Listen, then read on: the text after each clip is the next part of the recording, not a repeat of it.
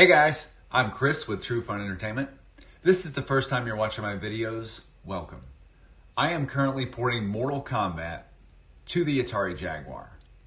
And I am super excited for this video. We are officially in beta. So after 2.5 years of working on this port, for the most part, it is now content complete, which means that all the fighters are in there.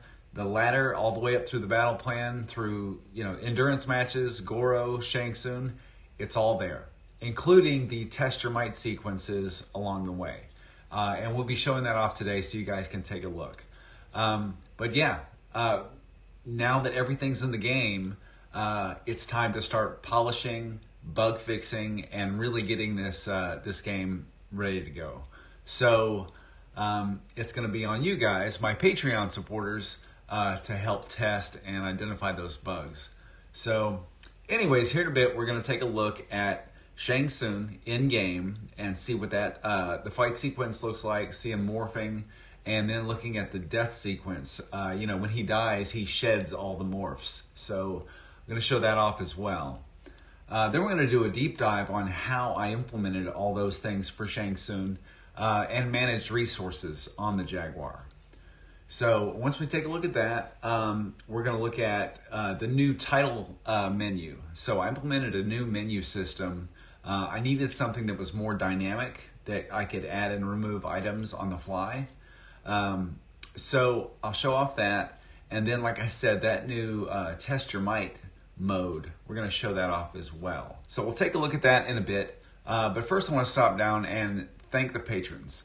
Again, you guys are a huge inspiration, and you guys you keep me going. You keep me motivated on this project, and now that we're in beta, I need you guys more than ever. Like I said, to help identify the bugs, prioritize the bugs, and give me feedback. And the other cool thing we're doing on Patreon is we're voting on the music that will be in the game. So I've reached out to 2 chiptune artists and had them produce all the songs for each of the stages. And we're going to pit them head to head. I'm going to play each song. We're going to look at it in game so we know how it sounds with the sound effects, the voiceovers, things like that. And then you guys will vote. The Patreon members can vote and let us know which game or which song you actually want to see in the game. So stay tuned for that. I'm going to put a little video together for YouTube reminding you guys that once that's ready, you can hop over to Patreon and cast your vote. All right, so let's get started. Let's go ahead and take a look at Shang Tsung in game. Fight.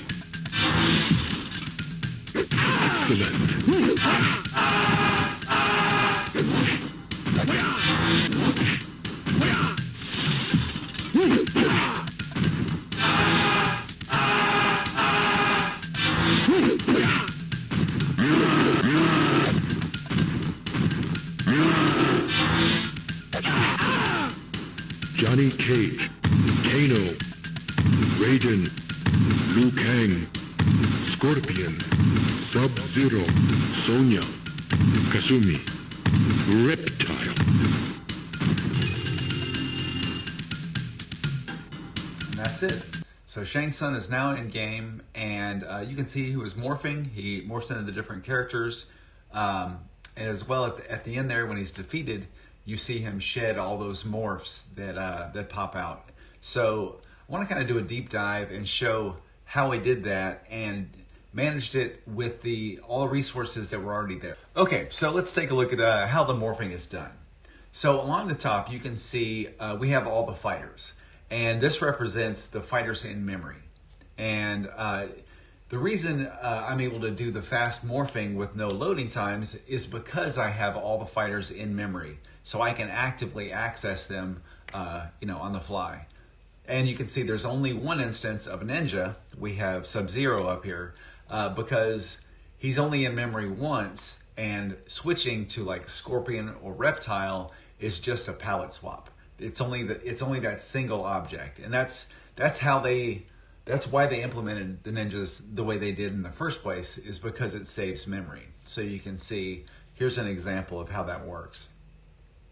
So anyways, when Shang Tsung is going to morph, imagine the way this works is something called a pointer.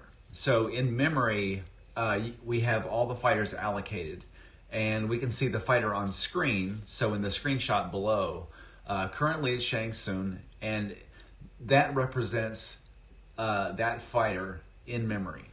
And you can see it's currently pointed to Shang Tsung. So as he's morphing, I stay on Shang Tsung until his morph animation is complete. And you can we'll see the next frame here. He's gonna transition, and he's starting to morph into Kano. So, but I'm still pointed to Shang Tsung because Shang Tsung is the one that does the morphing animation. So in this instance, when he's doing that morph, we're still pointed to Shang Tsung. Once that animation is complete, I can then go to the final step, which is changing the pointer to point to Kano. So now the fighter object still knows it's Shang Tsung. So I have a flag that says is Shang Tsung. So it knows that he needs to morph back into Shang Tsung after some timeout.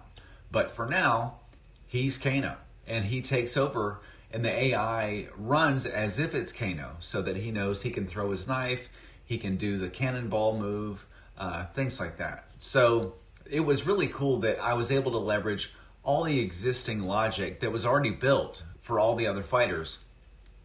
There's simply this morph mechanic that if you are Shang Tsung, he can then morph into those different characters, and it's as simple as loading or pointing to a different fighter in memory. So the next part I want to take a look at is his death sequence.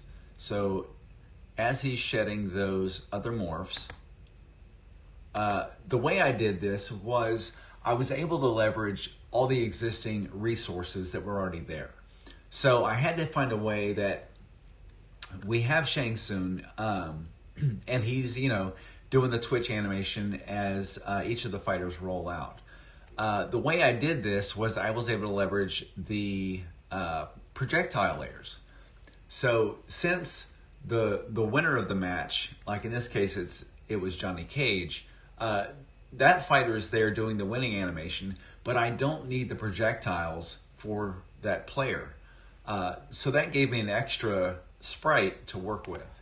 So what I do, and I put this in a 3D perspective to kind of visualize how the layers work. So there's Shang Tsung, and then on top of him is whatever fighter is being shed. So I use Shang Tsung's projectile layer for that fighter that's flowing out of him, right? And then once that animation is complete, they explode, right? And that's where the other fighter's projectile layer comes in. So I borrow that projectile layer from the other fighter since they're not going to need it, and that gave me enough sprites to work with, and I was able to get it implemented without taking up additional resources, which is important because then it's performant because it's not taxing the system. We've already got everything on screen and in memory ready to go. So up next, I want to take a look at the new menu system and the Test Your Might mode that was built just for this beta. Okay, so here we are with the new menu system. Before we had the static graphics where we had like fight, options, and credits. But that was too rigid. I needed the ability to have sub-menus, to have dynamic menus, where like for cheat codes, I can have a new menu fly in. So this gave me a lot more flexibility to kind of let things, make them more configurable. So we do have sub-menus, as you see, for difficulty. Start at medium. We could also set it to easy or hard. We then have credits. So by default, you get 3 credits, but you can say, give me just 1 if you wanted to do like, a run with no continues. Then we have the battle plan, and this is to help with testing. So you can say, give me the full ladder, or I just want to start with the endurance matches, I just want to start with Goro, or I just want to start with Shang Tsung. And again, that will help with testing, where you can isolate what you're testing and go from there. And the other thing you'll see on this main menu is the Test Your Might option. And this is a fun little mini game that I built in for the beta, but it's also to help test. So you can isolate the Test Your Might sequences without having to run through the whole ladder. So each player picks their fighter. Again, this is a 2-player game, and you go head to head to see if you can break the boards. And in this case, Johnny Cage did break the boards. So that means the next time we go into that Test Your Might game, we'll be at the next level, which in this case is going to be Stone. And that's it. I wanted to keep this short and sweet so you guys can go ahead, download the beta, and hop in. So if you're not a Patreon member, go to patreon.com/truefungames, sign up at that true tester level, and that will give you access to the beta. There's going to be a post at the top of the feed. You download the zip that'll have the ROM in there, along with a README file that has kind of a rundown of all the stuff that's included in the game. There's a list of known issues, and also there's links to where you can go provide feedback or report bugs. So again, thank you guys so much. I'm excited for this beta. The game is almost content complete. I've got to get Reptile in there, and then we're done.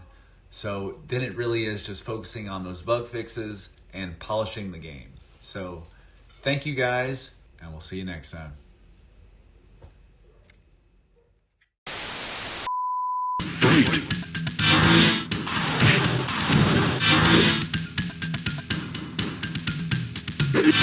Fight!